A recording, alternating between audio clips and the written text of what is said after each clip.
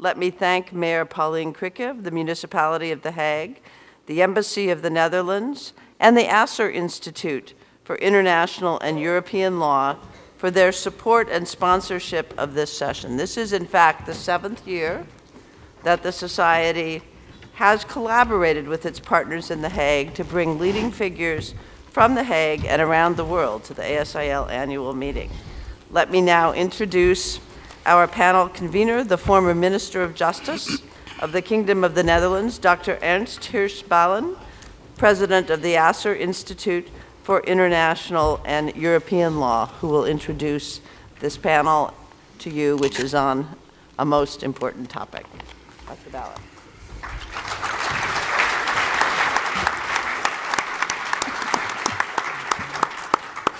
Madam President, Madam Mayor, fellow members of the Society, dear all, maybe it is too soon to call it a tradition, but in recent years, your colleagues and friends in The Hague have sponsored the closing plenary with much pleasure. In cooperation with the City of The Hague and His Majesty's Embassy, the Asser Institute for International and European Law has organized a panel discussion at the closing plenary. Our subject this year is multilateralism, a topic that is close at heart to many of us. That is certainly the case for us, practitioners and scholars based in The Hague, where international efforts for multilateral agreements and institutions have been part of the fabric of our city since the 19th century. Multilateral institutions continue to define the spirit of our city. Our research and teaching is devoted to multilateralism as the preferred method of building or restoring trust among states and other actors. Over the years, many of you have been with us, and we look forward to the next opportunity to welcome you, your colleagues and students, for research at our institute or for the courses that our colleagues at the Hague Academy and we offer. We see this as a two-way connection. The ASIL, its meetings and publications, are for us a challenging source of inspiration. That is why we come here, not only to speak, but also to listen. Since the founding years of multilateralism in international law, the United States has been at the forefront of multilateral institutions. In these days, we wonder whether and to what extent the commitment to multilateralism is changing, and how international institutions might respond. I'm delighted that my distinguished colleague, the Secretary General of the Hague Academy of International Law, Jean-Marc Touvenin, Professor agrégé of Public Law at the Université Paris-Nanterre, has agreed to chair our panel addressing these issues, and I invite him to introduce the panelists and the points of discussion for this closing plenary. Thank you.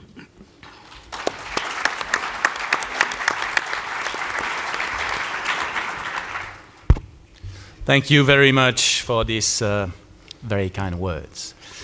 I'm indeed Secretary General of the Hague Academy of International Law, and I am very thankful to the ASIL organizer for the kind invitation to moderate this interesting high-level panel with the support of the Asser Institute and the Hague Municipality. I'm all the more happy to be here that the general topic of the event of this year is international law in practice. And by way of coincidence, perhaps, the general course which will be given at the Academy this summer is titled Public International from a Practical Perspective, while the inaugural lecture will focus on the practice of international law. This is just to say that there is definitely a bridge between Washington and The Hague, between the American Society and the Hague Academy.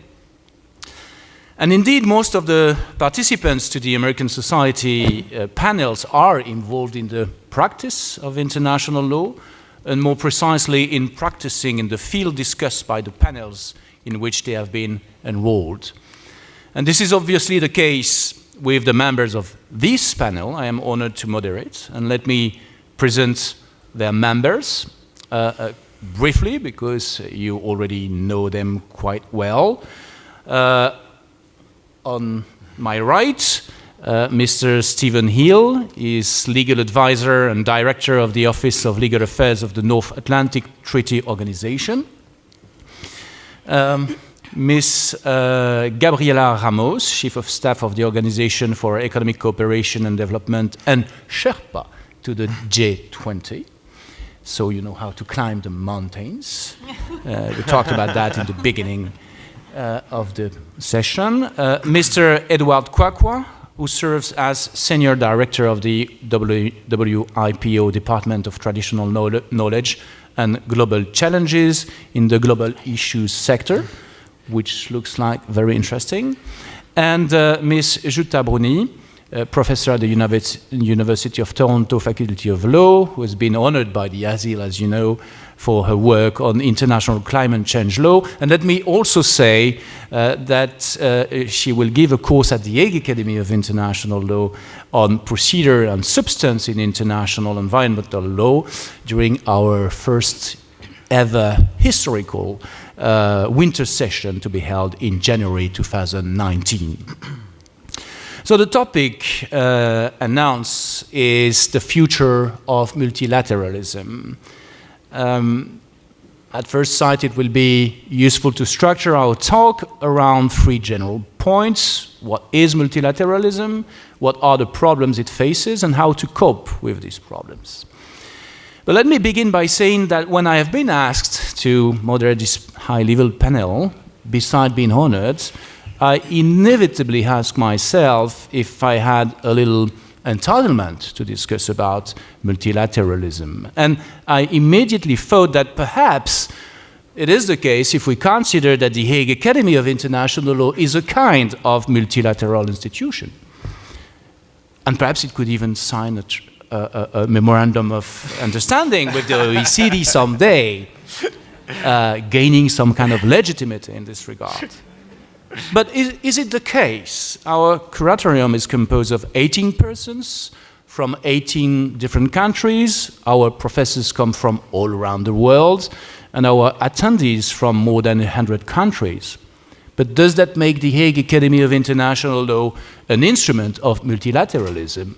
If it was the case, I would say that the future would be brilliant. And here, inevitably, comes the basic question: what do we mean by multilateralism? Now, before asking to the panelists, and they have a lot to say, so I will be brief, I'd like to perhaps point out what has been written in the collected courses of the Hague Academy in this respect.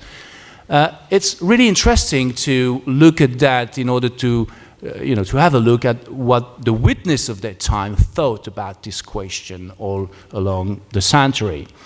Robke, in 1954, wrote that the world trade was characterized by multilateralism thanks to the gold exchange standard of the time.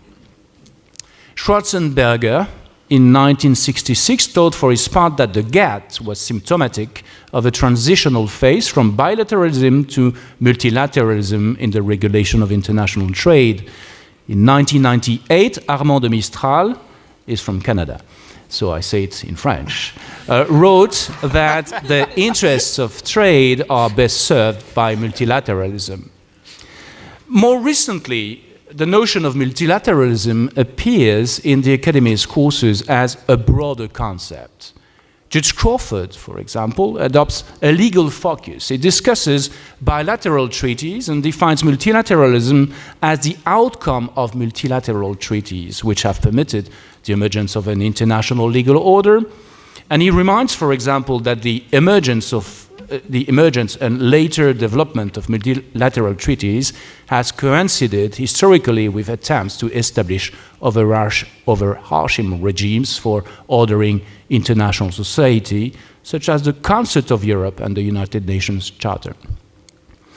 Judge Xue, in a very interesting course presenting the Chinese analysis of international law, talked about multilateralism, but rather as opposed to unilateralism, which is a different approach. And she explained that China nowadays is committed to multilateralism and to a multilateral approach of international relation. Now, from this very superficial overview, it could be inferred that multilateralism could have many meanings: functional, institutional, legal, or more generally refers to a specific form of governance or even of certain core values. But this is just to introduce the purpose, and I will now turn to the panelists to ask their views on this question: what is multilateralism? And perhaps beginning with Gabriela Ramos, because she was there before the others. I have that privilege. Well, I have to make a confession. I'm not a lawyer, so probably I will bring a perspective that is less based on these very important definitions. Of course, we all know that international agreements led to rules that then need to be translated into national laws and to be followed up. The reality is that I would go more, because the current context calls us to think about the options that we have to address challenges and problems. And that the options should be supportive among themselves. So it's not either or. It's not, okay, you have a multilateral order, meaning you have countries willing to cooperate around the table. And for us, of course, our nature is that. We are a multilateral institution. So our nature is to say, yes, the best way to address the challenges that we're facing is to bring people across the table and get them to get to solutions that are global. But that is no replacement from unilateral actions that will never disappear, and is not a replacement for bilateral actions that will never disappear. The only point is that we believe that in the current context of the global economy and the global society, probably if we go for unilateral actions that do not consider the international impact, then we're lost. Because the reality is that we are highly interconnected. And this is the quest of what we're doing. This year, we are going to have our ministerial meeting of the OECD that will be looking at multilateralism. President Macron decided, because they are chairing our ministerial, to look at what are the threats to multilateralism and how can we advance common solutions.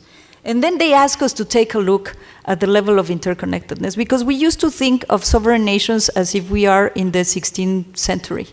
The reality is that there are no boundaries to the problems we face. There are no jurisdictions. Of course, you are in charge of certain mandates at the national level, but the reality is that we are so interconnected in so many ways. In terms of migration, we just measured that 5 million migrants last year. In terms of trade and investment, you know that it has grown 6 times since the 60s, all the flows of capital and trade of goods and services. In terms of money, in terms of data, in terms of goods and bads, in terms of cybersecurity, we are in the context of this discussion of what happened to our data? Who used this data that we were just putting in Facebook without any kind of protection? I mean, all these things tell us that the nation state is redefined in a way that tell us that all these connections are bringing the solutions together. The other point is that if you look at the global challenges, and this almost is a cliche, but this is real and is becoming more real, 2015 was a fantastic year for multilateralism. We achieved the climate change agreement, and I have to say that China played ball, and we achieved the Sustainable Development Goals. So if you think only in these two processes, the reality is that multilateralism at least has developed a narrative of what kind of world we want to have. And that is very important. We should not underestimate that international agreements tell us what kind of world we want to build.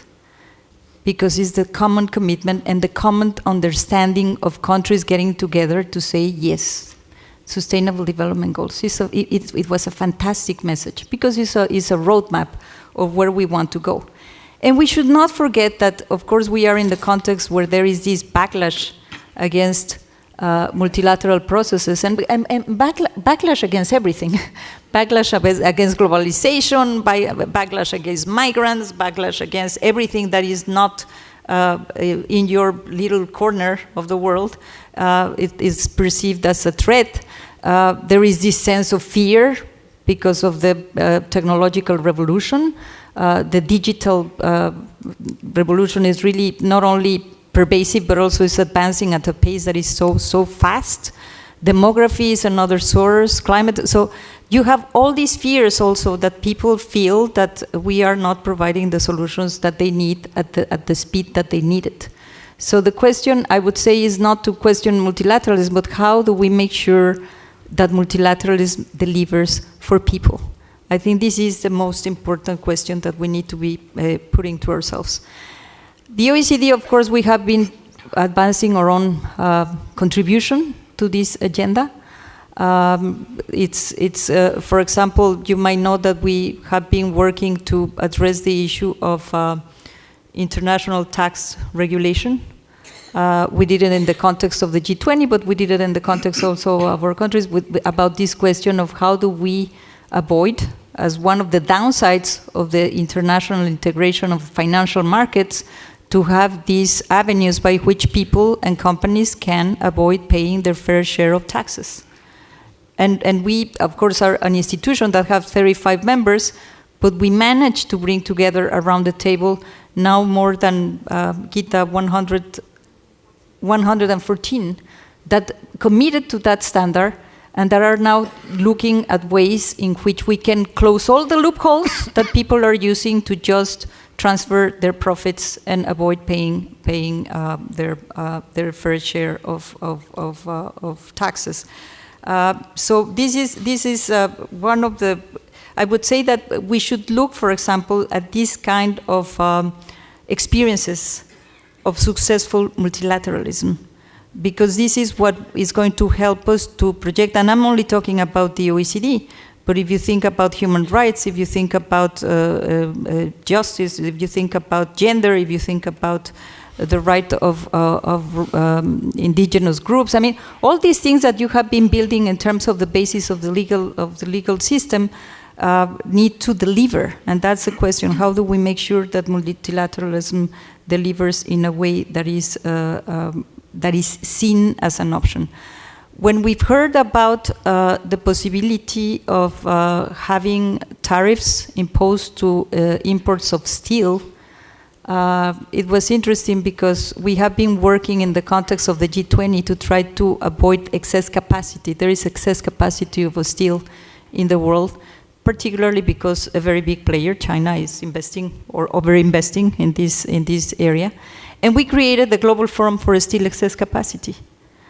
Then some countries said, it's not delivering as fast as it should. So we go unilateral. It's going to be very damaging. And what we said is like, you have an option. And this is the message from the OECD. You have an option. You have several options as policymakers, but you have an option with the multilateral dialogue that probably will lead us to better outcomes. Thank you very much.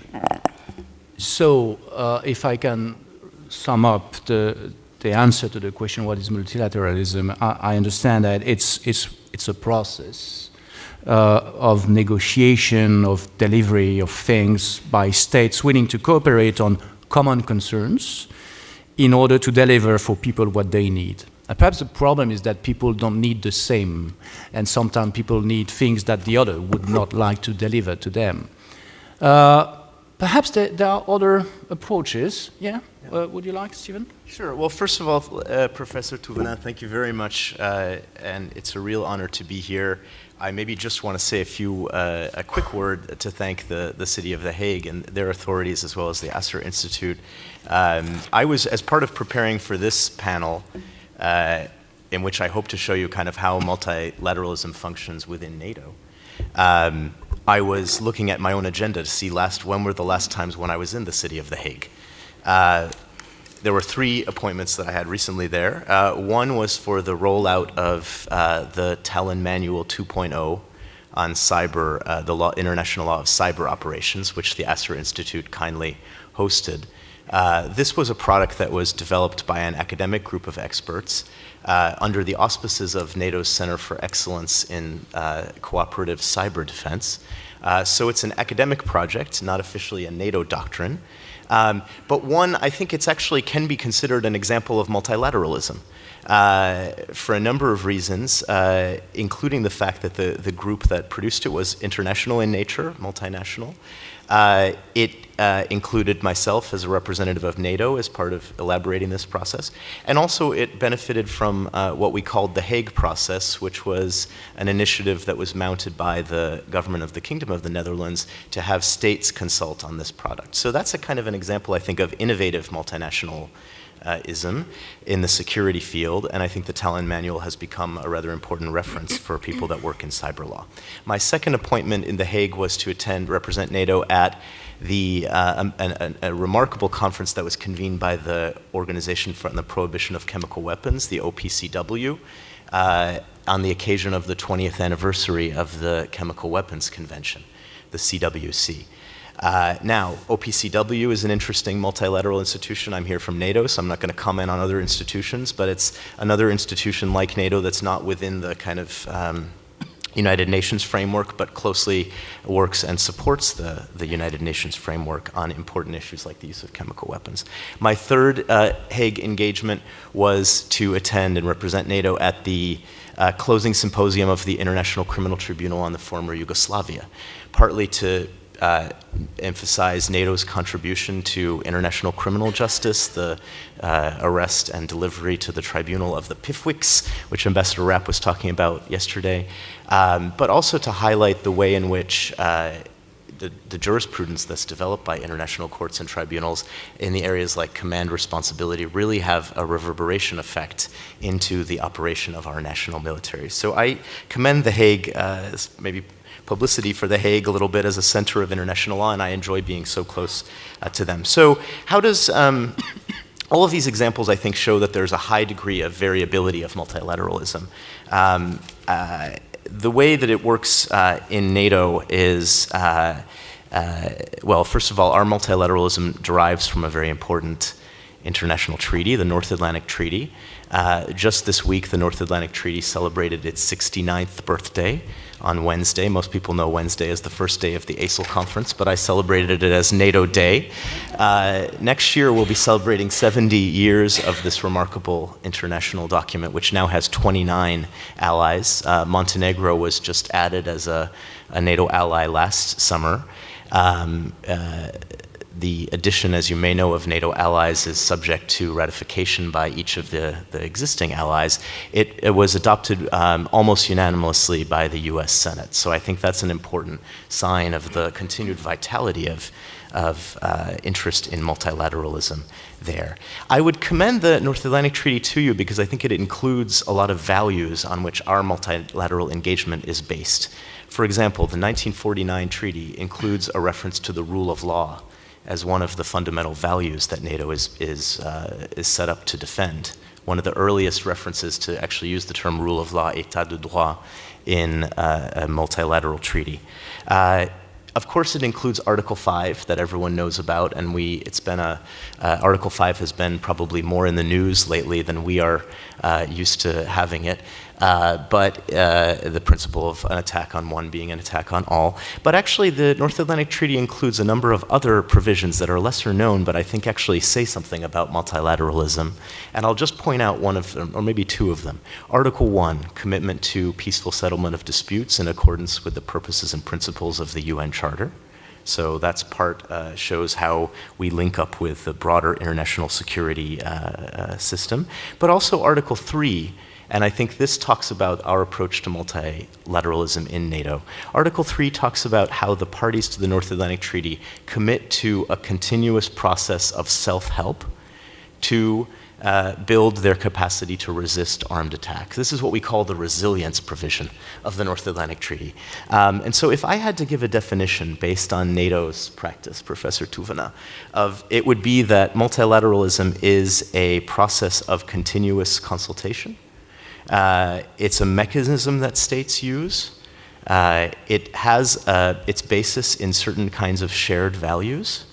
But importantly, it's this constant process of, as the treaty puts it, self-help to work together on common interests. I mean, it's no secret that NATO has had to adapt over its long history.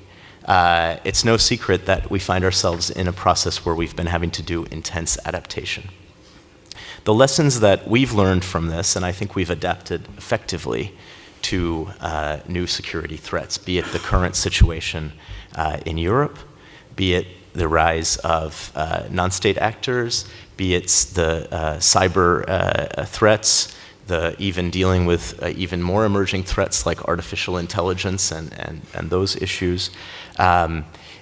Doing our part for collective efforts to respond to incidents. So, for example, you might know that NATO was part of the recent unprecedented expulsion of Russian diplomats. So NATO was actually, there's a Russian mission to NATO, you might not know that either, and actually the Russian mission to NATO had 7 of its diplomats PNG'd and 3 pending applications denied. That made NATO itself the 3rd largest contributor after the US and the UK to the multilateral expulsion of diplomats.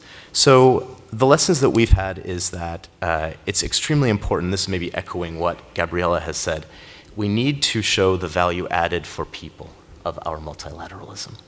That's crucial. In NATO, a lot of the discussion revolves around burden sharing and how important it is, to be frank, for our European and Canadian allies to spend more money on defense. That's something we're making major progress on. We look forward to presenting that at our summit that we're going to have this summer.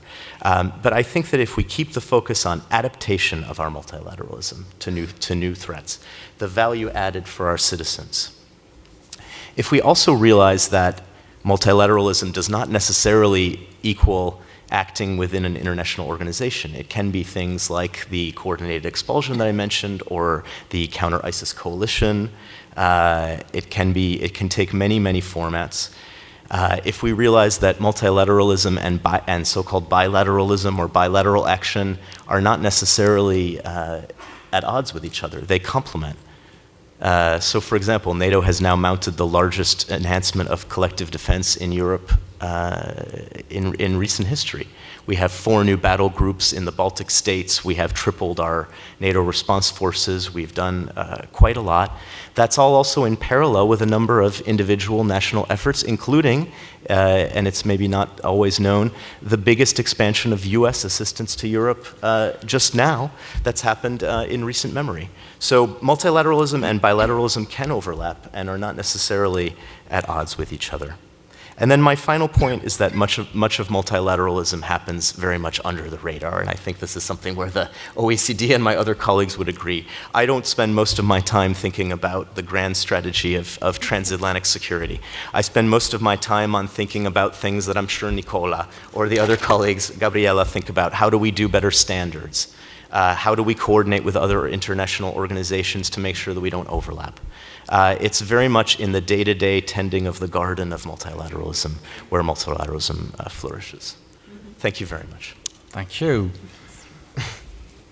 Defense and protecting states or people against threat is obviously an important outcome of multilateralism. But perhaps we could put the question to Jutta, perhaps focusing on really global threats and how multilateralism helps or not to face them. Yes. So first of all, I also want to thank Jean-Marc and the Minister for the invitation to participate in this panel. I think I'm the only person on the panel who's not currently actively involved in multilateralism, so I'm the pure academic, and so I will indeed try and step back a little bit, and I was going to say I will start in academic fashion with a definition, but Stephen Hill beat me to it, and I don't even disagree with the definition, but I think taking a couple of steps back, I do think it is still actually useful to go back all the way to 1992 to John Ruggie's definition of multilateralism, and I'll just quote parts of it. He suggested that multilateralism is an institutional form which coordinates relations among 3 or more states on the basis of generalized principles of conduct, and I'm omitting a few bits, without regard to the particularistic interests of the parties or the strategic exigencies that may exist in any specific circumstance. And so, as an international lawyer, this definition, not surprisingly, leads me to say that the international legal order itself is an important component of multilateralism. Now, obviously, international law need not be multilateral. It could be bilateral. It could be all kinds of things. But I think today we are at a point where we have come to understand it in a multilateral sense.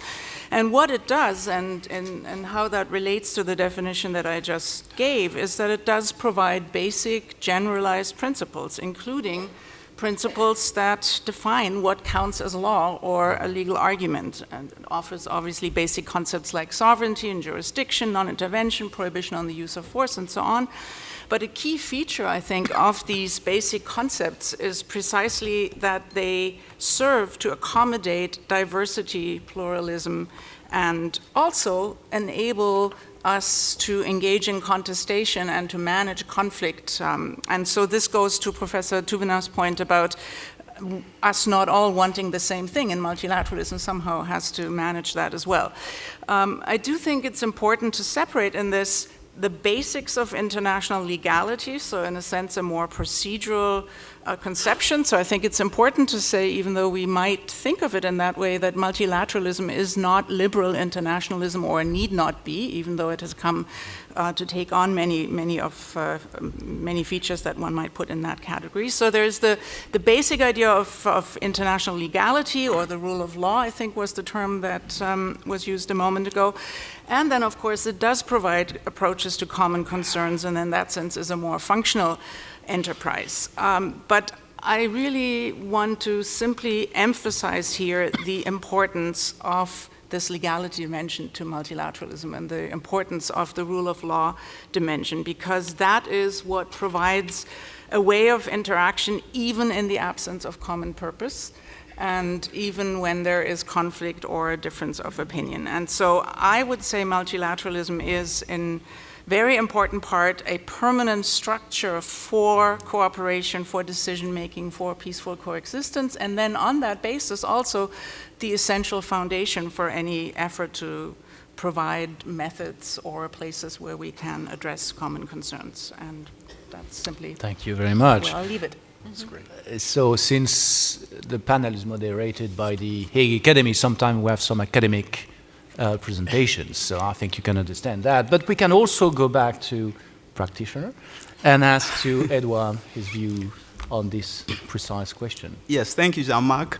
Good morning, and let me also thank the ASA Institute, the City of The Hague, and the American Society of International Law for inviting me to join this panel.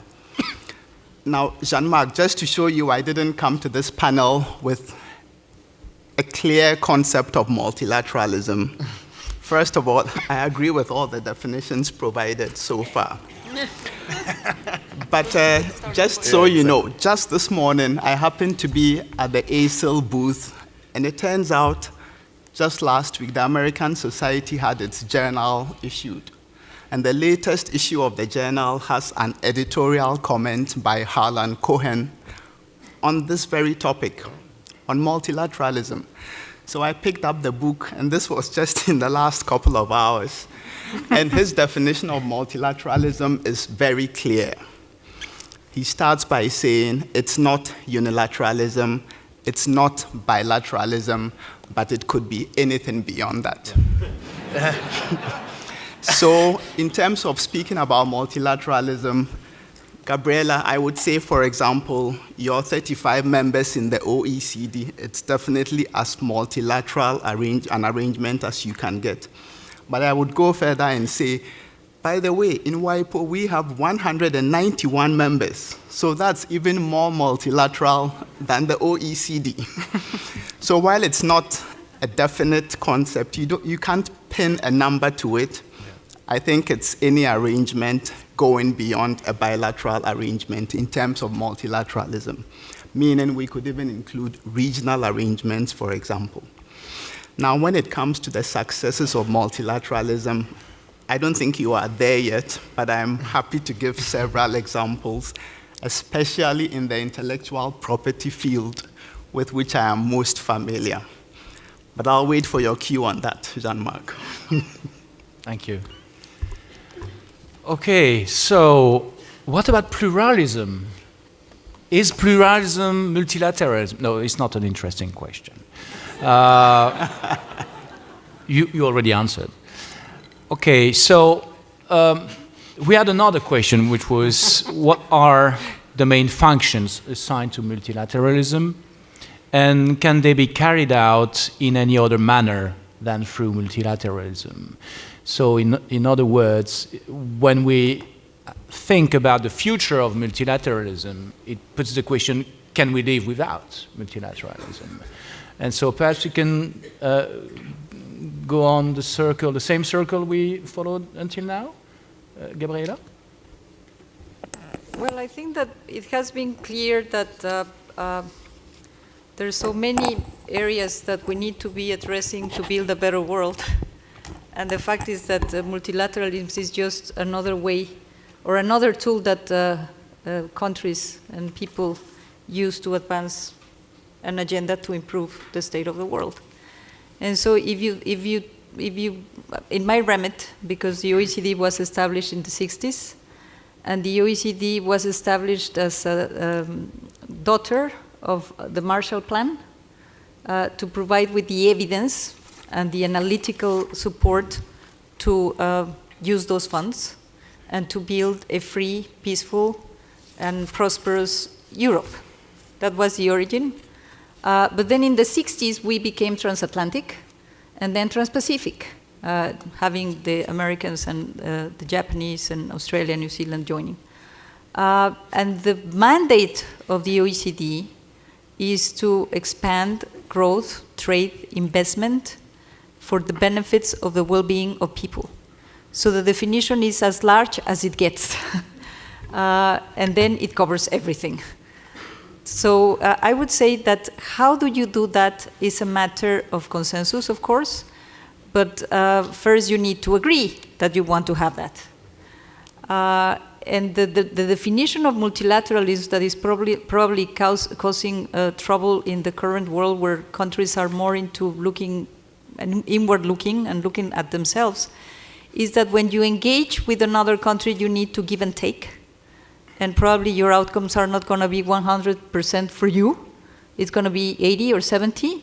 But as a whole, as a collective, you will be achieving a much more sustainable outcome.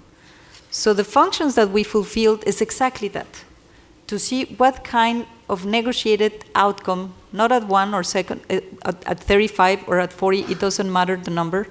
The outcome is what is meaningful. And if we are fulfilling or not the objectives by which we were established. And this is the point. This is the point, and this is the reflection that we should have. Let me share with you that when I started my career in the Foreign Office, of course I was a young Mexican, 24, and I started working with a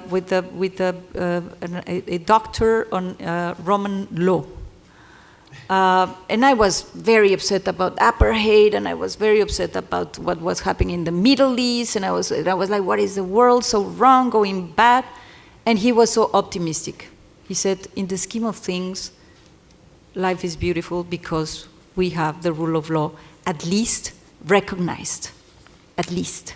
And it's true, human rights are recognized. Humanity has made a lot of progress in terms of the definitions. Slavery is prohibited. I mean, all the progress that we have, at least is wrong.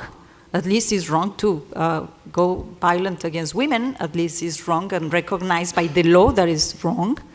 And so at least we have managed to build up a world, thanks to all of you too, where international rules and understandings are joined and shared. The only question I have as a reflection that is necessary is whether we have delivered for all and how effective is multilateralism. I would not be worried about having 35 or 180. I would worry about being effective and about delivering not only grandiose agreements, but implementation phase, really going into implementing it at national level, because that's the only point, and I think that that's an angle that we should bring into the discussion. You go multilateral to go for an agreement, but you go unilateral on fulfilling those agreements. If you don't fulfill those agreements unilaterally, nationally, there is no multilateralism. And if there is no shared vision of the commitments and the responsibility that each one of these actors engaging in a multilateral setting need to deliver, then there is no effective multilateralism. And as we say in the OECD, the best examples that we have is because we have visionary leaders, visionary countries. And we can never go beyond what the individual countries that compose us want us to go.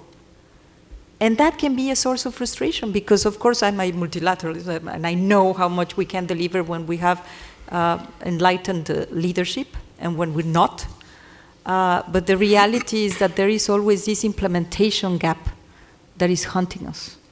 And I guess this is also something that in your own scheme or your own areas of work, the implementation, the effectiveness, the outcomes.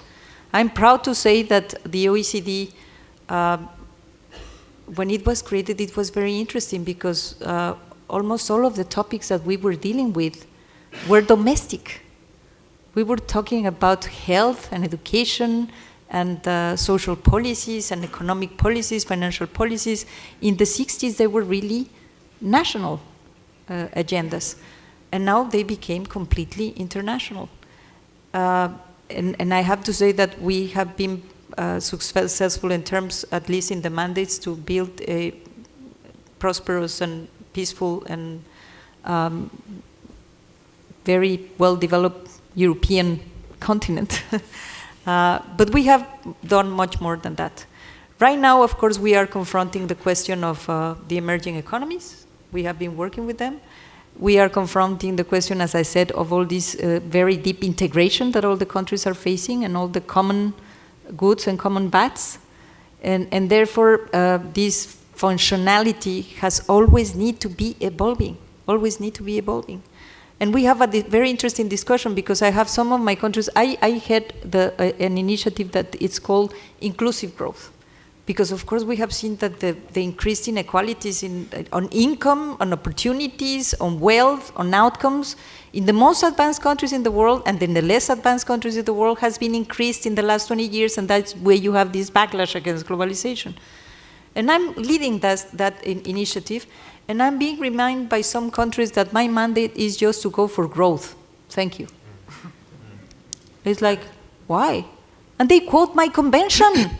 I'm like, what are we talking about? I mean, it's just, so I think these functions are evolving and need to be evolving.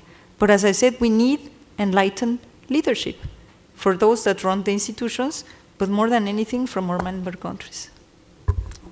Thank you very much. And I think that NATO also was confronted to a quite huge crisis in the 90s. What do we serve to?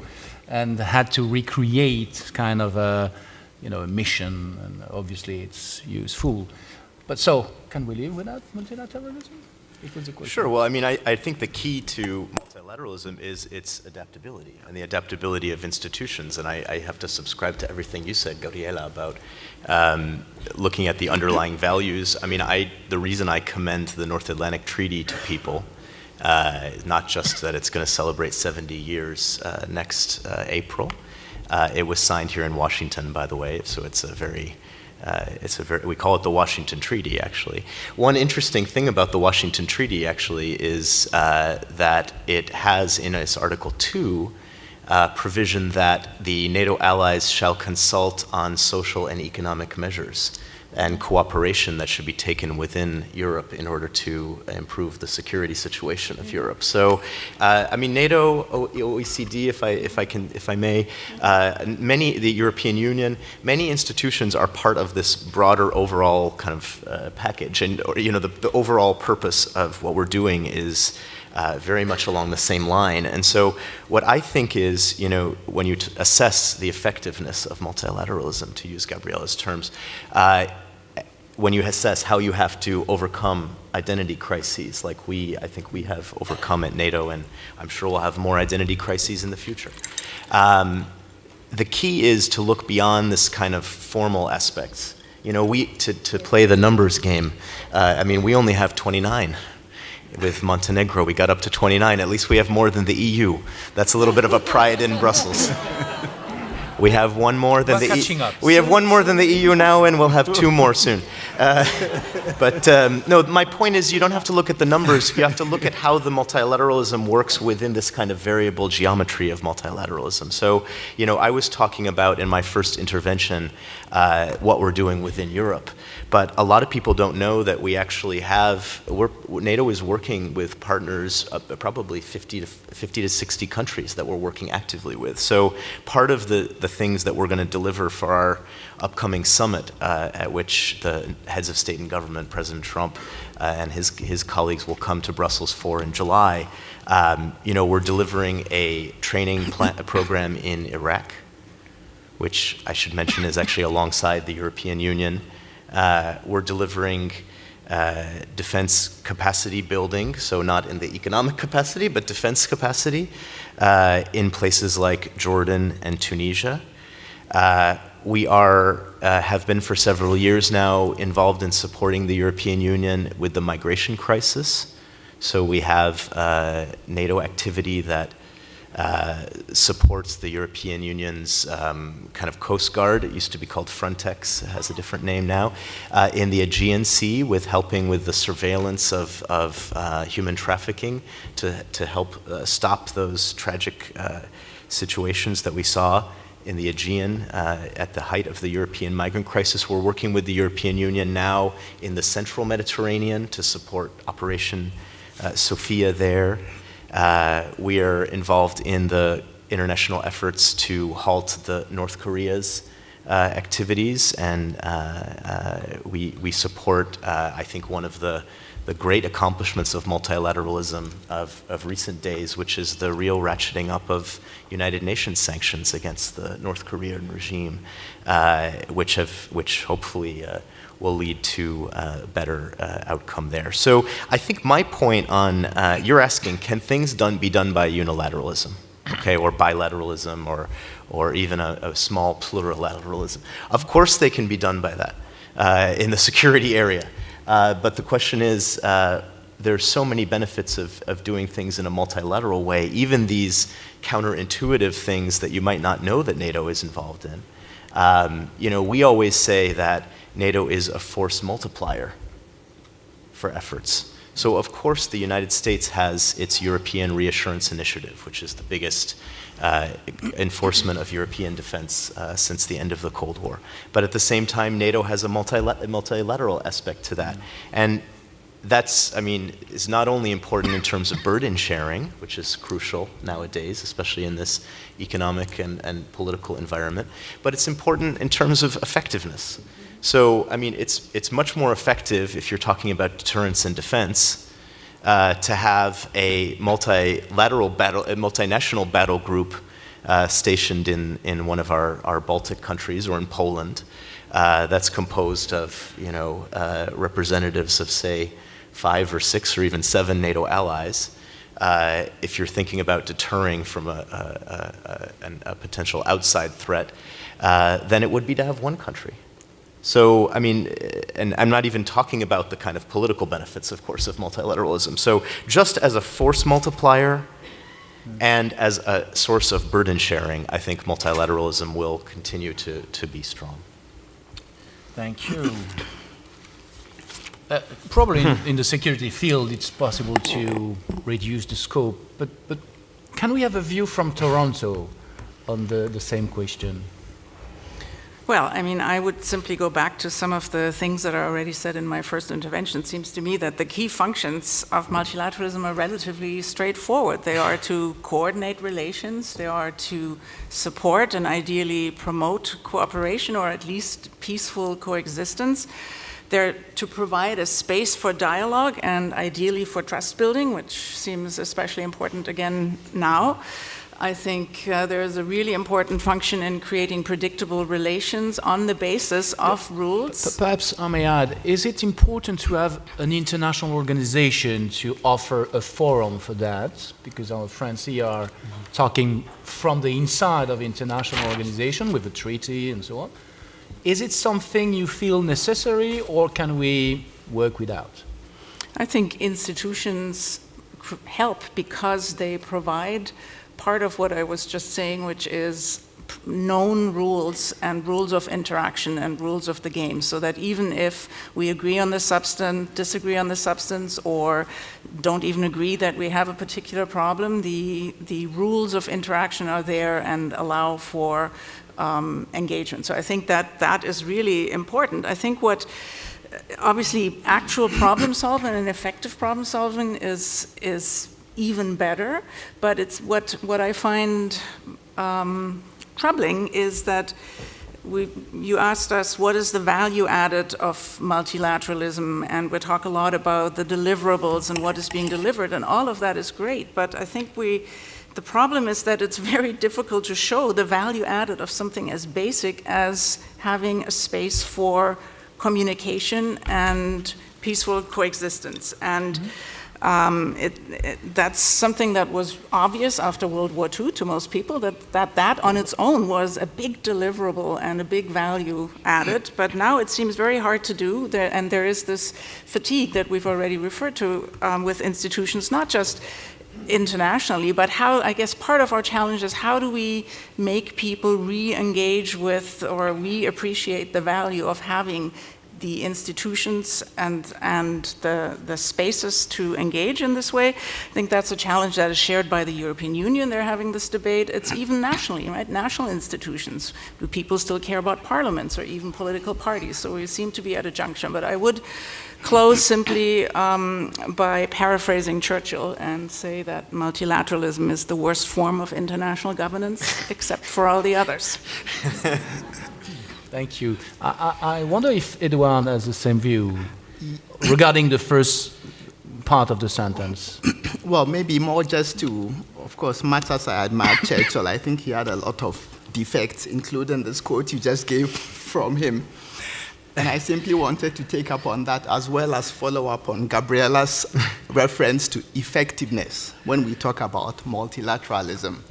So we aren't necessarily talking numbers here, but I should like to remind everyone in the last 5-10 years, the complaints you hear are that the multilateral system is dead, and the reason people give us the United Nations, the most multilateral organization we have, is not producing treaties like it did in the past. The United Nations is not producing treaties, and so people interpret this to mean that's the end of multilateralism.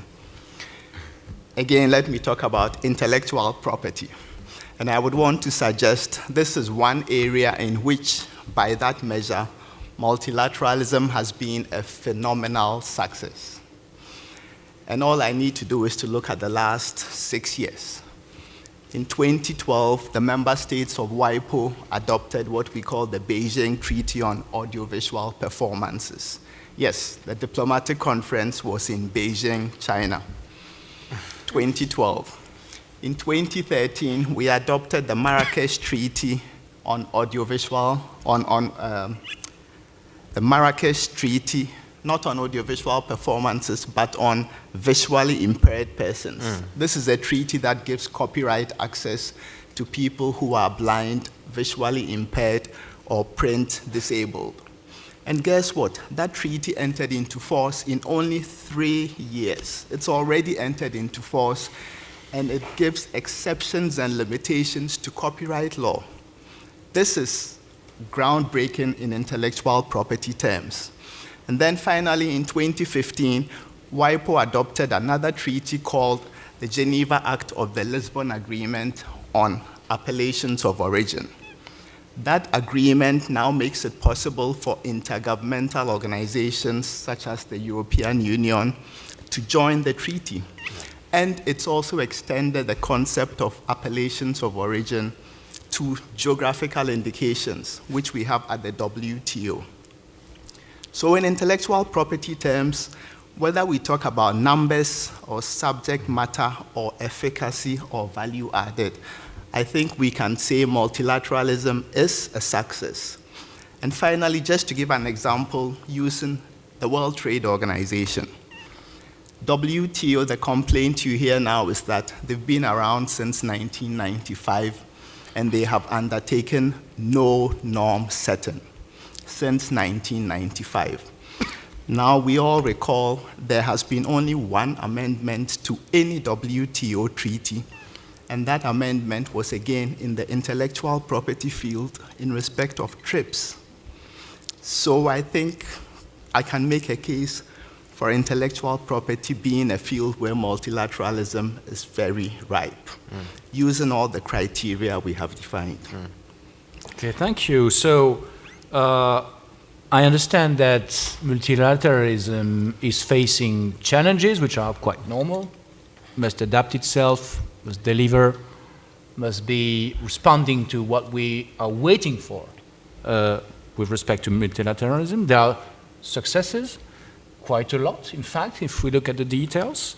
Yet we are talking about the future of multilateralism as if there was a danger, perhaps something threatening multilateralism more than ever. In fact, the question of the future of multilateralism is not new. In the 80s already, we had a lot of writings pointing out that multilateralism was at jeopardy. And now we come again with the same idea, and we feel that. So how could we perhaps specify the current challenges that multilateralism is facing? Not the traditional one, but perhaps have we got special challenges to afford now? I think that the greatest challenges we're facing, and actually is demonstrated by the way some countries are framing their own solutions, is the lack of understanding, as I said at the beginning, of how interrelated our economies and our societies are. And so I take it upon the institutions, and probably this is something, you mentioned property rights. I think that we have many examples of successful multilateralism, but nobody knows about it. And so it's so interesting, for example, that we manage at the OECD to change the rules of the game in the international tax sphere, and people don't know. I mean, the connoisseurs know. The taxpayers that are bringing their money now to pay before the convention enters into force, they know that the rules are being tightened. But the fact is that we have a real challenge in terms of communication. I think it's very important that we bring all of these successes that we have managed to achieve to the public, and also to make this connection in terms of what the multilateral system is delivering and what people are facing day by day. And that's what the OECD has been trying to do. Let me just mention one area in which we are, well, there's many, because if you want to talk about the challenges we face, I mean, it's just huge. How do we deal with migration? As I said, 5 million migrants. We see it in the news with the refugees crisis. How do we share the good experiences of countries that have integrated migrants successfully? Different pathways, like Sweden or Canada. Then you have the digital revolution, as I said. We first need to understand it. Who knows about all what is happening with big data?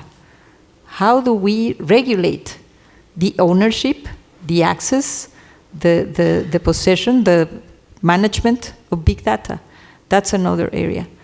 The question of climate. How do we make sure that people understand what are the stakes behind the climate challenge? And of course, the United Nations made a great job with the panel reports that they produce, and Nick Stern made a great job, and the OECD has been contributing into presenting the fact that it exists, that is man-made, and that it needs a solution, which was not the case. So these are questions that we're really trying to explain, at least explain. But let me tell you that we are doing a work to try to explain better how trade and investment in the world happens through the global value chains. This is an area that I feel is the most badly represented and understood. because all of our leaders are still in the Ricardian world, in which there are comparative advantages of countries, and I sell you shoes and you sell me cows, and we're happy. And I concentrate myself in producing cows and you concentrate yourself, and it's good to export and it's bad to import. That's a narrative. And it's wrong. It's completely wrong. Because the reality is that the global value chains have segmented the production of all the products. And then you have to import foreign inputs to produce anything. And then you go for export, but your export contains, and Pascal Lamy uses this very nice example, sorry to take your iPhone, that has the property rights from the US, but it has the aluminum from China, and it has the systems from France, and it has, it has so many countries getting engaged into producing one single good in this segmentation of production that is called the global value chains. So if you measure trade in value added, not trade in commodities, which is how our national accounts does, and we have not changed that. The deficit between the US and China will be 40% less, because the reality is that 40% of the products produced in China are foreign inputs for those production.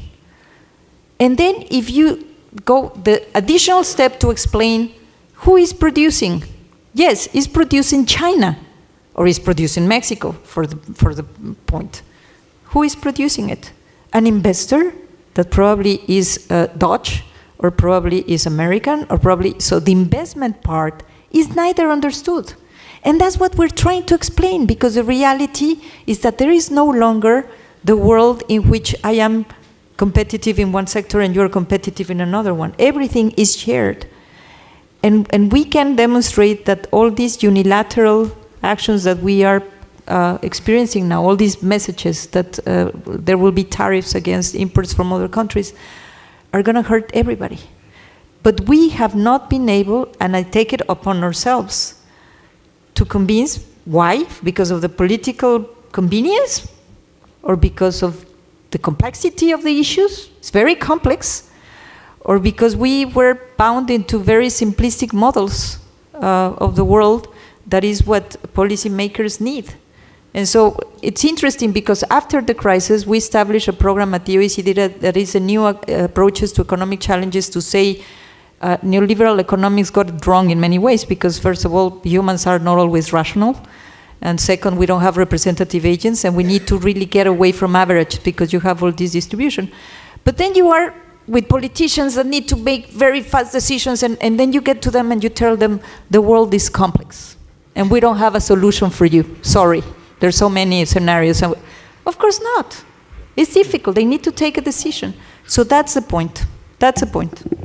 Thank you. So the future of multilateralism is in a better information, and of course, the academics are supposed to explain what is behind the rules and why they do exist. And so the university, the faculty have something to do in this regard. Yeah, I mean, maybe I'll just follow up on that. I mean, I think that it's incumbent on us to show in the same way that multilateralism is a continuous commitment by our member states to consult, to self-help, to make themselves better. It's also incumbent on us as leaders of multilateral institutions to constantly communicate. And it's very hard, and it's an extra thing in an already under-resourced job. You know, my Secretary General, Jens Stoltenberg, former Prime Minister of Norway, was on the road this week. He was in Ottawa on Wednesday with the Prime Minister, with the Governor General. He was in the United States on Thursday and Friday, in Dallas, Colorado Springs, Nebraska, and then back in Texas. So, I mean, it's an, you know, explaining basically to the Canadian people, to the American people, how NATO is working here. What are we doing? You know, NORAD, all these things that are so, they're in what I call the garden of multilateralism. You know, all the stuff, if you attended the panel that Nicola Bonucci was on yesterday about rulemaking by international organizations, it's astonishing. You know, NATO makes rules that affect an enormous amount of not only defense material, but actually watch bands are somehow regulated by NATO because they came out of military watches. And that's why we participate together with OECD in your international regulatory cooperation work, the partnership. So, I mean, what we need to do is communicate, we need to partner. Just to follow up on what you said, Professor Touvenin, I mean, we need to partner also with people like you all in the audience, with people like Aysel, with academics, but also with people who see consonance or see relevance of our joint values. So I have a rule, for example, that anyone who is from, well, not only from the alliance countries, but from anywhere in the world who is doing a doctoral dissertation on the North Atlantic Treaty will be received in our office, and we will open our archives and help as much as possible for that. Anyone who's writing an article about our treaty. We speak to law schools kind of all the time in my shop, but we need your help as well. Because it is in a period of scrutiny and threat, and but anyway, it should be in a period of scrutiny and threat. We're not here just to, preside over the continuity of organizations. We have to deliver effective multilateralism. And in that regard, maybe the Tallinn Manual is actually sort of a good example, because it's not, as I said, NATO agreed product. It was developed by a group of academics. Everybody knows some of the academics that were in there, I'm sure. But it's this kind of thing that, thanks to the Netherlands, was then consulted with states. And it's something that's kind of shaping the global conversation in the area of cyber. And, if you look at that in the classic theory of multilateralism, it probably makes your brain explode, because it's not really an intergovernmental organization. I mean, what is it exactly? Yeah. It's like, what is your academy, So we have to be so adaptable and use these variable geometries. So I would really welcome partnerships, all around, because I think it's the only way we're going to survive. Thank you. Thank you. Jutta? Can I be a bit of a downer and say that I'm actually genuinely worried about the juncture at which we find ourselves? So you asked about what are the threats and the pressures. I mean, it seems to me that there's been a lot of talk at many junctures about crisis of multilateralism, crisis of the international order, and so on, but it does strike me that something different is happening at the point at which we find ourselves, and it seems to me that what we're seeing is a kind of confluence or an amalgam of some long-standing simmering things and some things that are more recent. And maybe at some level what we're seeing is a recalibration after the optimism of the 1990s, but it may also be that we have to reckon with having been overly optimistic about the degree of shared values, the degree of shared purposes, and so on. And as we all know, history did not end with the fall of the Berlin Wall. And so the fact that we've maybe for a lot of time have glossed over real divisions may be coming back to haunt us at the moment, in the sense that there are historical grievances that have simmered for a long time. There are perceived inequities and preferential treatments baked into the international order and into the international legal system, and that may not have been all that apparent as long as Western states were able to kind of shape things according to their preferred outcomes, and as long as the United States in particular, and I think we have to name the elephant in the room, the United States, was a lead state on this. And so what has changed, I think the genuinely new thing to me seems to be not two major developments. One, that we have new powers that are expressing their very different, or at least much, much leaner view of the international order. So China and Russia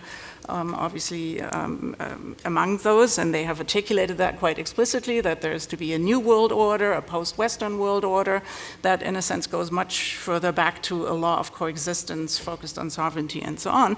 But I think the really troubling thing is the backlash that Gabriela mentioned, I think in her very first intervention in the West, and this backlash against the perceived overreach of international law and multilateral institutions, and the retreat and the loss of the lead state. So it's not, I think we have two issues when it comes to the United States. One is that one important one is that the United States has been hugely important in promoting multilateralism and supporting it, and we're lacking that leadership in all kinds of areas at the moment.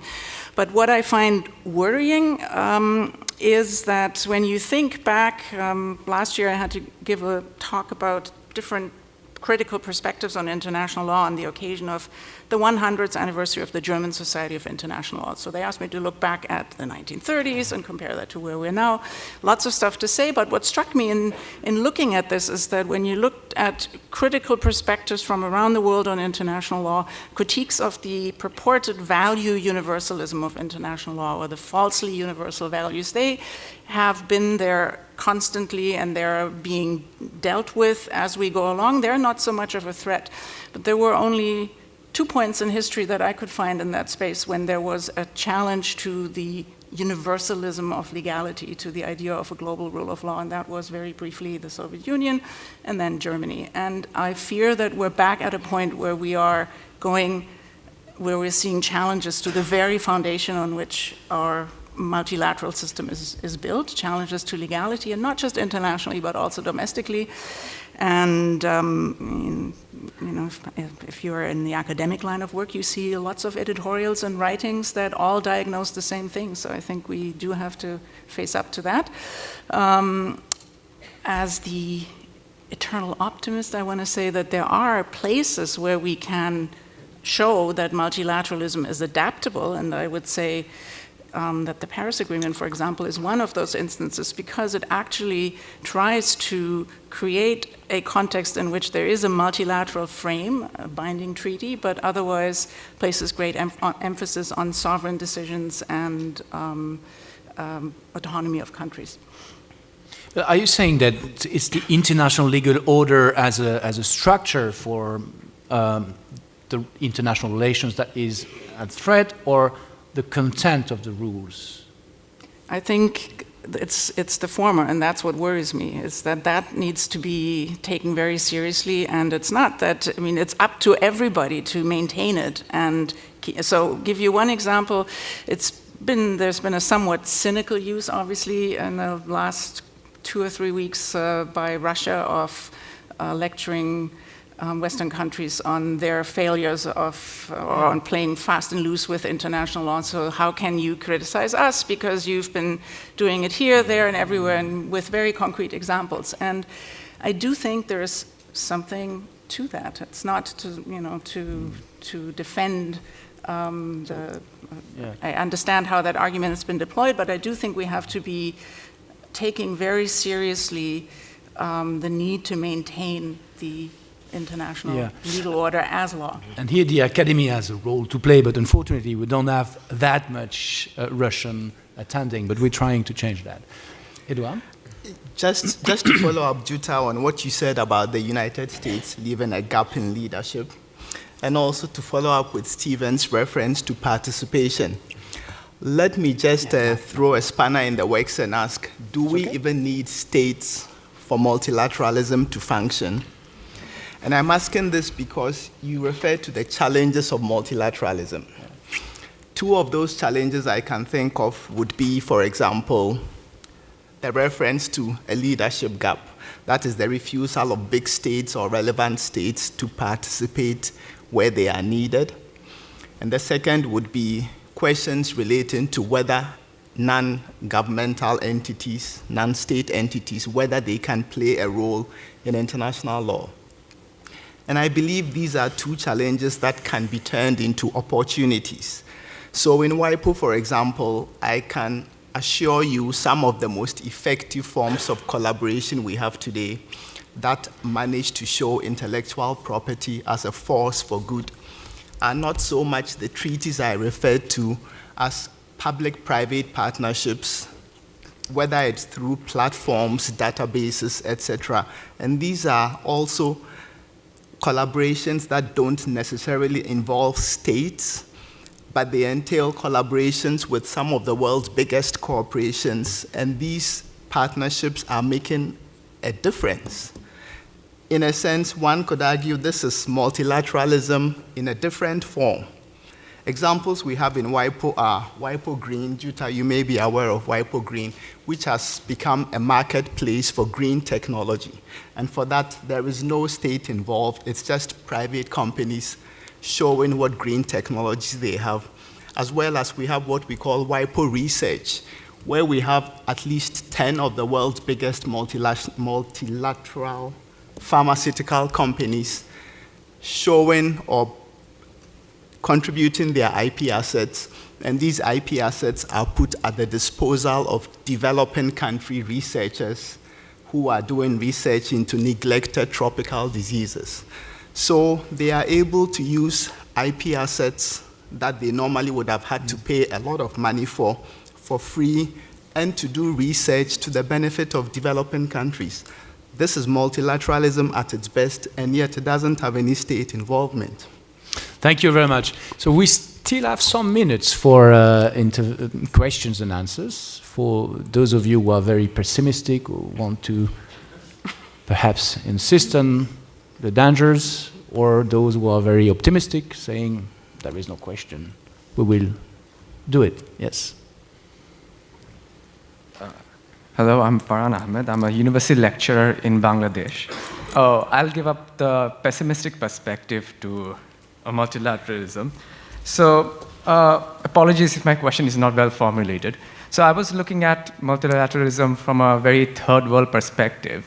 So from the third world where I come from, multilateralism is sort of thought of or is viewed as some form of prescriptive mechanism of Western hegemony. So the panel here, for example, the OECD, the NATO is thought of as a more of a North American, European-centric organization. In my part of the world, the OECD is referred to as the Rich Countries Organization. So these institutions, in many ways, do not play much a role in multilateralism in my area.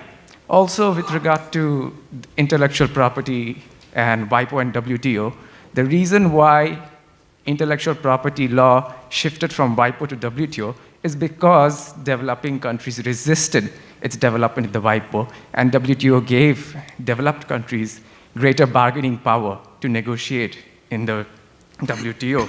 Also, when you're talking about the new treaties and the amendments to TRIPS as well as the treaties in the WIPO, the amendment to TRIPS, the only amendment that is Article 31 bis that you're referring to, is, again, a pushback from developing countries with regard to exceptions and reservations to the sort of prescriptions that are being made by the West, let's say. Perhaps we will answer these two questions. I'm afraid that the time will be elapsed at this moment. So perhaps we can begin with Gabriela, who is a Sherpa for the G20, and Bangladesh is not a member. Well, I have to say that I'm more optimistic. I think that it's true that we are confronting a very difficult period in terms of disengagement of some of our main actors. But the reality is that facts will prevail, and countries need international cooperation and multilateralism. And it's very interesting because I am the Sherpa to the G20. And there, of course, everybody is wondering if we will keep the level of commitment that we have from all the G20 countries. And it's probably more difficult to get agreements, but everybody wants the G20 to do something, all the countries that are around the table. This vision of black and white to say, well, the OECD is the advanced economies of the world or not. Well, I'm Mexican. My boss is Mexican, and he's the head of the OECD, and that shows that he's probably not only representing the most advanced economies. And we actually work with more than 100 countries, and I think this is a very important point. We should not get ourselves into some framings, no, like the north, south, east, west, because the world is more complex. The fact is that we have been working, for example, with all the emerging economies, with China, with India, with South Africa, with Indonesia and Brazil. And now, interestingly enough, this is something that is worth taking from the comment. I see in the advanced economies that actually have a much more higher level of well-being in their populations, this backlash because of the increased inequalities, as I mentioned, and because many people have been left behind. But I also have seen that developing countries or emerging economies are converging towards the values that were promoted by this multilateral setting.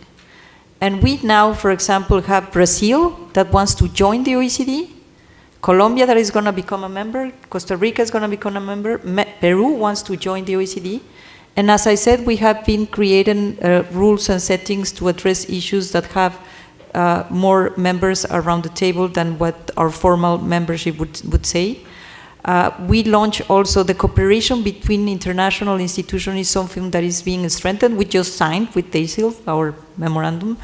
But we have this partnership for international rulemaking to see how do we join forces. Because if any, this backlash should bring all of us that believe that the multilateral option delivers better to strengthen our efforts to make it count and to make it known, because that is what is lacking. Okay, thank you. We finish on these words. I think it's good words to finish. So thank you for your attention. I think you can applaud.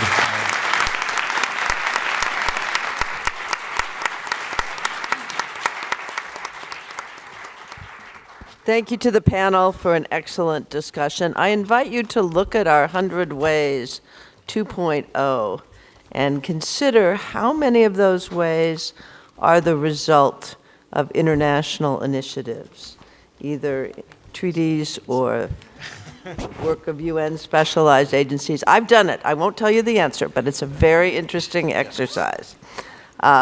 So thanks to the panel. Thanks to you, the audience, for joining us for the 2018 annual meeting. As you know, this is really the end, except for the reception that follows of the annual meeting, and it's the end of my tenure. Now, really, de facto as well as de jure. So I thank you for being with us. I want to thank again the Royal Netherlands Embassy, the Asser Institute, and the City of The Hague for sponsoring this session and the following reception. I also want to invite you, if you're able to stay after the reception, to attend in this room the championship round of the 2018 Jessup International Law Moot Court Competition. The final will feature the University of Queensland versus Bangalore University, and that's going to be at 2 p.m. And so stay for that. Our annual meeting in 2019 is going to be from Wednesday, March 27 through Saturday, March 30 at the Washington Hilton. This is our last experience in the basement of the Hyatt Regency. So say your goodbyes to the hotel, at least for ASIL purposes, for the next few years. And now let me invite the Mayor of The Hague, Pauline Cricky, to come forward for a few closing remarks. Thank you.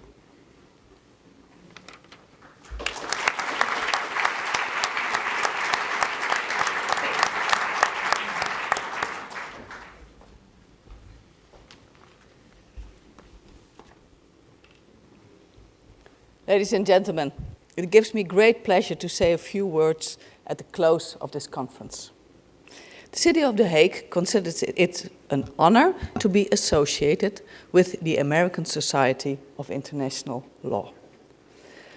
Not least because the more than a century we have shared the same goal: promoting peaceful international relations through the use of multilateral international agreements and institutions. In 1910, the famous legal scholar Tobias Asser became an honorary member of your organization. Tobias Asser may be considered as one of the founding fathers of The Hague as the international city of peace and justice. His tireless efforts were pivotal on the founding of the first multilateral institutions. He lived and worked in the era when imperialism was the doctrine of the day. Many of his contemporaries viewed international cooperation in multilateral organizations with skepticism. A skepticism which has appeared to have returned these days, to some extent fed by a revival of nationalism. At the same time, we see that in certain cases, criticism of multilateral organizations is intended to be positive and constructive, and to invite us to consider how things could be improved.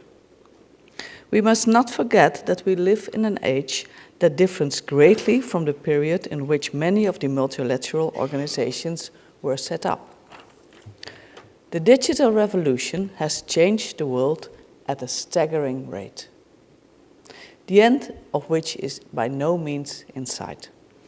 It is something which forces us to think about the legal, ethical, and moral aspects. At the moment, specialist knowledge and expertise in the digital domain is still very scarce. There is a danger in this. The danger that solving these problems will lag further and further behind the rate at which this digital revolution is going ahead. Something has to be done. The Hague's profile as the International Center for Law makes it a logical place to work on solutions to the legal issues in the digital world. In such matters, we work closely with national government and international organizations, as well as with universities and many research institutes and centers of excellence in our city, like the Tobias Asser Institute, that will, from next year, will be offering a winter academy, the theme of which is going to be artificial intelligence and international law. The Hague Academy of International Law, known for its summer schools, will also be offering courses in the international law this winter. It is my pleasure to announce that the City of The Hague will be making grants for young researchers available for both the Winter Academy of the Asser Institute and the winter courses of the Hague Academy of International Law. I call on you to draw attention to the existence of these research grants to people in your own network, and thus provide the opportunity for talented young people to broaden their knowledge in this field. And I'm sure Professor Heersbalin and Professor Thauvin would be happy to provide you with the further details. And those taking part in the Winter Academy and the winter courses can expect a very warm welcome in The Hague. Just as you are warmly invited to the reception in the Columbia Ballroom hosted by our city today. I wish you all a very pleasant afternoon, safe travels home, and I hope to see you in The Hague in the future. Thank you very much.